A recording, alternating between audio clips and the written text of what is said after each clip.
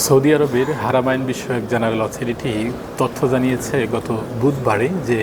গত এক মাস জুড়ে পবিত্র মক্কা নগরীতে উমরা পালন করেছেন 1,39,72,780 জন, যা গত মাসের তুলনায় পেরিয়েছে প্রায় 1,21,00,000-এর মতো।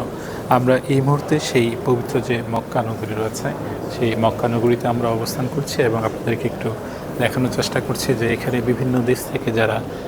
মুসলিমরা এসেছেন তারা তাদের মক্কা যে পবিত্র উমরা সেই উমরা তারা পালন করছেন এবং এই উমরাকে কেন্দ্র করে কিন্তু গত এক মাসের তুলনায় যা পূর্ববর্তী মাসের তুলনায় প্রায় 1,21,00,000-এরও বেশি মানুষ এই যে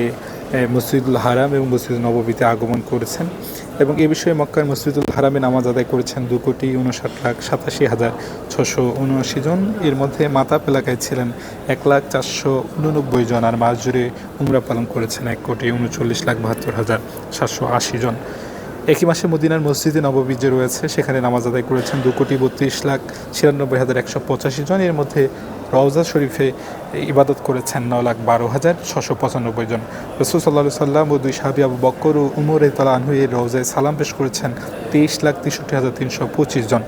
জানা গেছে যে দুই পবিত্র মসজিদের যে দর্শনার্থী ও ইবাদতকারীর সংখ্যা নির্ধারণেই হারামাইন অথরিটি সেন্সর ভিত্তিক আধুনিক প্রযুক্তি ব্যবহারের মধ্য দিয়ে এই তথ্যটি জানিয়েছেন এবং তাদের প্রধান যে প্রবেশ পথগুলো রয়েছে এগুলোতে ডিজিটাল পর্যবেক্ষণ ব্যবস্থাপনা স্থাপনের মাধ্যমে ভিড় নিয়ন্ত্রণ, জনস্রোতের গতিবিধি শনাক্তকরণ এবং সংশ্লিষ্ট যে বিভিন্ন সংস্থার সমন্বিত ব্যবস্থাপনা আরও কার্যকর করা হচ্ছে। রোজকার সাধারণ খাবার এখন হবে অসাধারণ, প্রাণ স্বাদের মশলা, স্বাদ বাড়ায়, ঘ্রাণ ছড়ায়।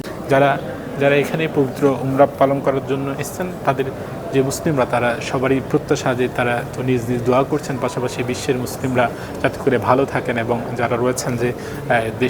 বিশ্বের বিভিন্ন দেশে এবং বিভিন্ন জায়গায় যে ভূকম্পন হচ্ছে এরকম নানাবিধ যে সমস্যাগুলো রয়েছে এই সমস্যাগুলো থেকে যাতে করে বিশ্ববাসী এবং সম্প্রদায়গুলো ভালো থাকে এই দোয়াই কিন্তু যারা উমরায় এসেছেন তারা করছেন এবং